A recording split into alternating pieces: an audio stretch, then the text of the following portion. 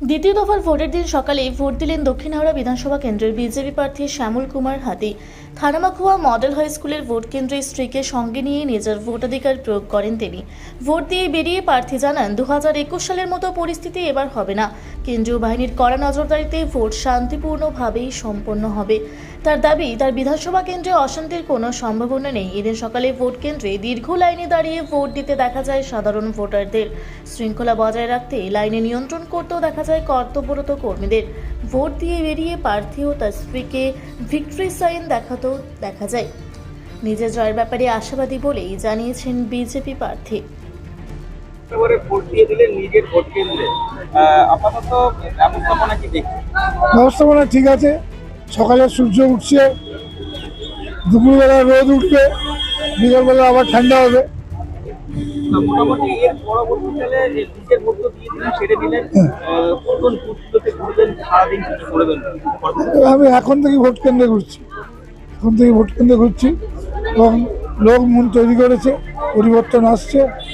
তৃণমূলের বিধায় বিজেপির আগমন। কি মনে হয় যে আপনার বিধানসভা কেন্দ্রে অন্যরকমভাবে অশান্তির যেখানে জায়গা আছে সেখানে সেন্ট্রাল ফোর্স অলরেডি নেমে গেছে। আমি কাল সারা রাত ট্র্যাক করেছি, কথা বলেছি। অশান্তি আশা করছি হবে না, যদি হয় এরা ফেস করবে।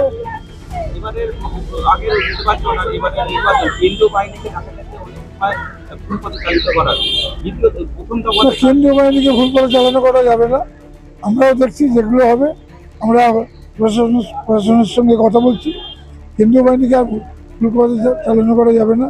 21 আর 26 আলাদা। তাহলে এবার প্রত্যেকটা বুথে আপনি হ্যাঁ, শুরু হলো শুভারম্ভ।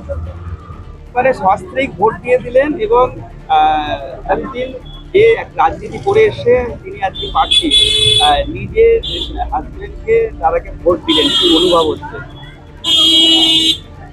দেখুন, আমি যে আপনার দাদাকে ভোট দিলাম, উনি তো সজ্জন ব্যক্তি, হ্যাঁ, আর এতদিন ধরে দেশের কাজই করেছেন।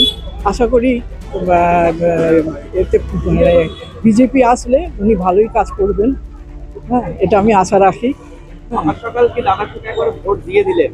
হ্যাঁ, বাড়িতে গিয়ে এবার রান্নাবান্না টিভিতে বসবেন, দিকে নজর দেবেন। না, দাদারও খোঁজ রাখবো। রান্না বান্না করবেন না শুধু আজকে টিভিতেই দেখবেন? রান্না বান্না অন্য কেউ করবে? না, আমরা তো সবসময় রান্না করি না, অনেক সময় হোম ডেলিভারি আনিয়ে নিই। হ্যাঁ, তো আজকে তো মনে হয় টিভি দেখবো। রান্না প্রচারের দিনগুলোতে কতটা ব্যস্ত ছিলেন এবং আজকে দিনটা যদি কাটে? আমি ব্যস্ত ছিলাম না, তবে খুব আমি এতে ছিলাম, অ্যাংজাইটিতে ছিলাম যে কোথাও যদি গন্ডগোল হয়, কিছু হয়, কেন হতেই পারে। ব্যবস্থাপনা থেকে কি মনে হচ্ছে? ব্যবস্থাপনা দেখে মনে হচ্ছে তো পরিবর্তন হবে। আর দক্ষিণ হাওড়া থেকে কি দাদা আশা করা যায়?